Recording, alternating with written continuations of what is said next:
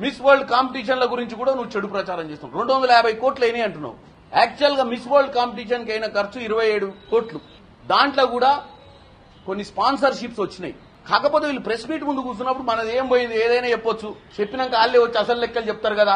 ఈ లోపు అయితే 1 గంట 2 గంటలో తెలంగాణ ప్రజల్ని మనం తప్పుతో పట్టియొచ్చు కదా, తెలంగాణ ప్రజలకు లెక్కేసి వదిలేసినాం అని చెప్పి మాట్లాడటం నీకైతే న్యాయం కాదు.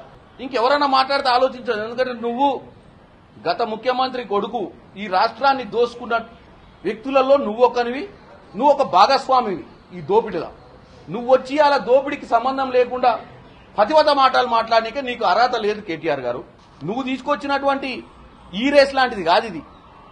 నువ్వు ట్రాన్స్ఫర్ చేసినట్టు పైసలు గవర్నమెంట్ సొమ్ము, నా సొమ్ము, మా అయ్య ముఖ్యమంత్రి, మా అయ్య మున్సిపల్ మంత్రి ఉన్న ఆయన అప్రూవల్ లేకుండా మున్సిపల్ శాఖల పైసలు తీసుకుపోయి ట్రాన్స్ఫర్ చేసి ఇక అన్ని అట్లనే జరుగుతాయి అనుకుంటున్నావు. అందాల పోటీలు అంటావు, ఇంకేదో జరిగిందంటావు, ఇంకెక్కడనో మిస్టేక్ అయిందంటావు, ఇంకెక్కడనో ప్రైవేట్ విమానాలు అంటావు.